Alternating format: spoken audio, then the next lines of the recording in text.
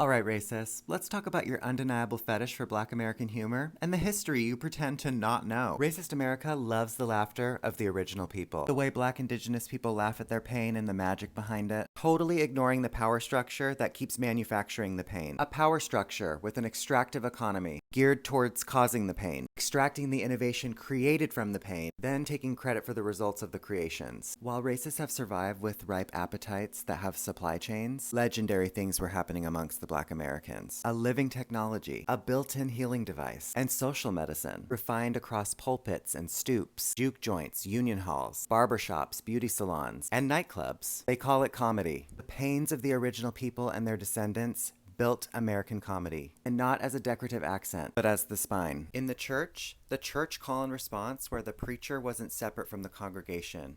The word only came alive if the crowd spoke back. Signifying and the dozens, a rhetorical science of misdirection, layering, and double-voiced irony, traced and theorized by scholars like Henry Louis Gates Jr., became the blueprint for everything from insult comedy to battle rap to late-night monologues and sideways truth-telling. The Chitlin Circuit, 1930s to 1960s, a parallel economy of theaters and clubs, like the Apollo in Harlem, the Regal in Chicago, the HBCU Howard University in DC, and the Club de Lisa in Chicago, where Black comics built raw acts free from the policing that haunted mainstream television. The comedic material that was crafted at these places later arrived and sanitized by network television. Burt Williams and George Walker, from the 1890s to the 1910s. Williams, the creator of Nobody, in 1905 innovated the deadpan timing and character-based satire. The white critics praised how universal it was, while Black audiences heard the encryption, the pain being translated as composure and micro-rebellion. Moms Mabley, from the 1920s to the 1970s, a master of persona and subtext. She would smuggle taboo political critique in grandmotherly attire, using softness as armor to deliver hard truths from the Apollo to nationwide TV. Red Fox, the innovator behind independent LPs sold under the counter. His tapes carried a whole adult vernacular, a delivery system for pacing, blue material, and working-class wit that mainstream venues later looted for style. Dick Gregory, one of my faves. He used stand-up as frontline analysis. Gregory fused joke architecture with news commentary and movement strategy, forcing television to confront reality, not caricature. Richard Pryor, the modern confessional. Pryor's persona, raw nerve, shape-shifting voices, social autopsy, reset American stand-up's emotional range. His 1970s run, including the 1974 Grammy-winning album with the infamous title, taught the industry that vulnerability plus surgical truth is not a niche. It's the standard.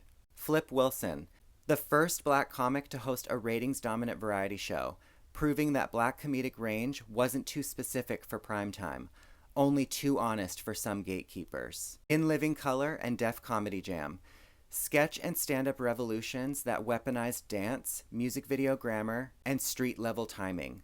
They launched the careers from Jamie Foxx to Martin Lawrence, the Wayans brothers and sister, Jim Carrey, and even Jennifer Lopez. Contemporary continuum. From Wanda Sykes' policy-sharp stand-up to Issa Rae's web to HBO pipeline. From Key and Peele's code switch satire to Quinta Brunson's workplace warmth. From Black Twitter's mimetic storm cells to podcasters refining long-form bits.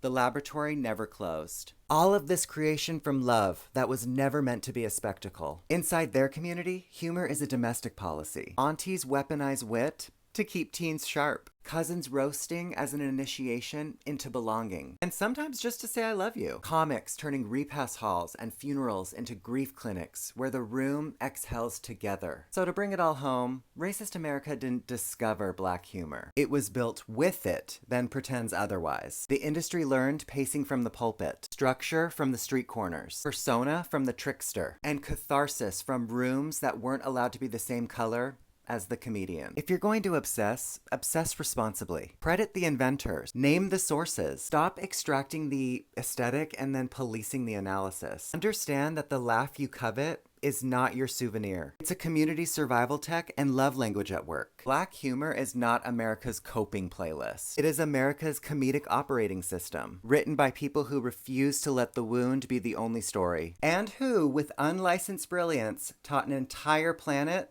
how to laugh.